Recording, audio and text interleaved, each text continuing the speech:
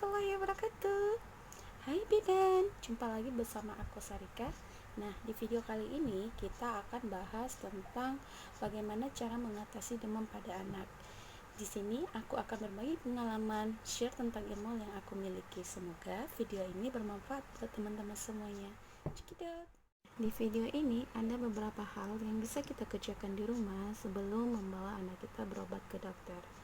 Nah, yang pertama itu yang bisa kita kerjakan adalah sebagai orang tua, sebagai ibu, kita jangan terlalu panik. Sebenarnya wajar jika kita khawatir. Siapa sih yang gak khawatir kalau anaknya sakit? Bahkan ada sebagian ibu-ibu yang mengatakan kalau anaknya sakit, ia juga ikut sakit sehingga menyebabkan ibu mudah stres, dilema. Tetapi di sini ibu-ibu semuanya, kalau ibu-ibu terlalu khawatirnya berlebihan, ini akan berdampak pada anak kita. Ia pun akan merasa ketakutan sehingga timbul rasa tidak percaya diri pada dirinya kalau ia tidak akan sehat. Jadi, ibu-ibu semua harus tenang, oke? Nah, hal kedua yang bisa kita lakukan adalah ukur suhu tubuh anak. Saya sarankan kepada semua ibu-ibu yang memiliki anak kecil agar memiliki pengukur suhu tubuh atau termometer. Ini alatnya gampang, mudah kita cari, berada di pasaran, di apotek-apotek juga banyak, dan macam-macamnya juga banyak. Ada yang gampang kita gunakan, ada yang mahal, ada yang murah, semuanya ada. Jadi kalau saya sarankan itu pakainya yang digital karena lebih mudah digunakan kalau kita memang tidak ada basic kesehatan. Setelah kita ukur suhu tubuh, sekarang kita pastikan dia demam atau tidak gitu kan. Nah, dikatakan demam pada anak itu adalah ketika suhunya, kalau kita ukur ini ya, kita ukur dia di bagian ketiak atau aksila itu dia 37,4 ke atas. Kalau dia sudah lewat dari 37,4 ke atas, berarti anak sudah demam. Nah, kalau dia diukur pada mulut, kalau diukur pada mulut dia itu 37,8, kalau sama anus, pada anus itu dia 38 ke atas baru dikatakan anak demam.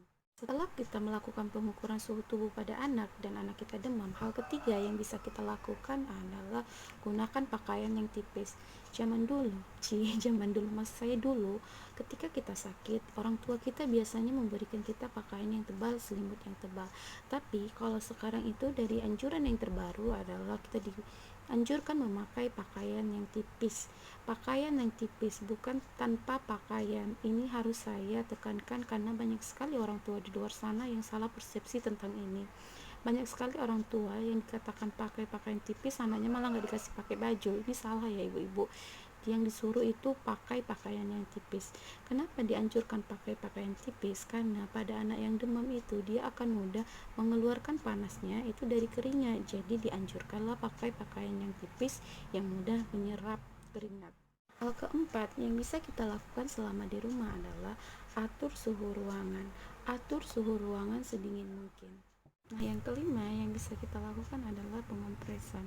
Pengompresan ini sebaiknya dilakukan 10 menit dan dikompres di bagian yang berlipat. Tapi memang biasanya orang buat di kening ya. Tapi lebih baiknya di seluruh bagian yang terlipat seperti ketiak, kaki, kepala, bisa di semua, pokoknya bagian yang terlipat. Nah, dikompresnya pakai apa? Ya pakai air, jangan dikasih pakai alkohol. Banyak orang buat itu kompres pakai alkohol, salah. Kalau pakai alkohol itu buat anaknya demamnya lebih tinggi. Nah, kompresnya air dingin atau air hangat gitu ya kan. Kalau kompresnya itu sebaiknya air yang hangat. Kalau yang dingin ini bisa buat suhunya cepat turun memang demamnya. Tapi setelah dia turun demamnya, anaknya menggigil gitu. Jadi lebih baik dia yang air yang hangat. Nah, yang keenam itu adalah makanan dan minuman. Di sini nutrisi disarankan kepada ibu-ibu agar mengusahakan agar anak-anaknya mau makan. Yang memang sulit kalau anak kita sakit itu sulit untuk makan.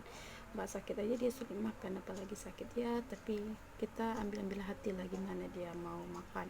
Dan yang paling penting itu dia banyak minum, karena semakin banyak dia minum maka semakin cepat turun demamnya. Oke? Nah, yang ketujuh yang bisa kita lakukan yaitu obat. saya sarankan kepada semua ibu-ibu yang memiliki anak kecil itu agar memiliki obat, persiapan persediaan obat di rumah, khususnya itu seperti paracetamol. Karena kalau anak kita sakit demam, kita bisa memberikan paracetamol untuk penanganan pertama. Memang ada itu cara pemakaiannya. Nanti di video selanjutnya saya akan ajari teman-teman semuanya bagaimana cara menghitung dosis obat untuk anak. Itu sesuai, memang nanti sesuai usia dan sesuai dengan beratnya. Nah, kapan anak kita dibawa berobat gitu kan? Kapan anak kita ketemu dokter gitu? Nah, anak kita ini akan kita bawa berobat kalau yang pertama itu kalau dia usianya di bawah 3 bulan. Kalau anaknya demam langsung aja dibawa, karena seperti yang saya bilang, kalau obatnya itu sesuai dengan dosisnya. Jadi kalau langsung dibawa ke dokter, langsung dokter yang ngecain gitu kan. Nah, yang kedua kalau usianya di bawah 6 bulan, suhunya sudah 38, itu segera dibawa ke dokter. Nah, yang ketiga itu kalau suhu tubuhnya di atas 40, wajib ketemu dokter.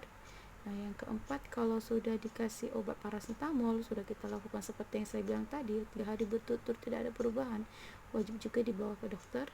Nah, yang kelima itu kalau dia ada riwayat kejang atau riwayat penyakit lain, sebaiknya dibawa ke dokter untuk penanganan lebih lanjut. Nah, demikianlah hasil dari pemaparan yang bisa saya berikan kepada teman-teman semua. Semoga apa yang kita lakukan hari ini, apa yang saya kerjakan hari ini, semoga video kali ini bermanfaat buat kita semuanya. Dan seperti biasa, saya mengucapkan terima kasih banyak kepada semua teman-teman yang sudah singgah ke channel saya ini. Saya doakan supaya teman-teman semuanya mendapatkan kebahagiaan di dunia dan selamatkan di akhirat.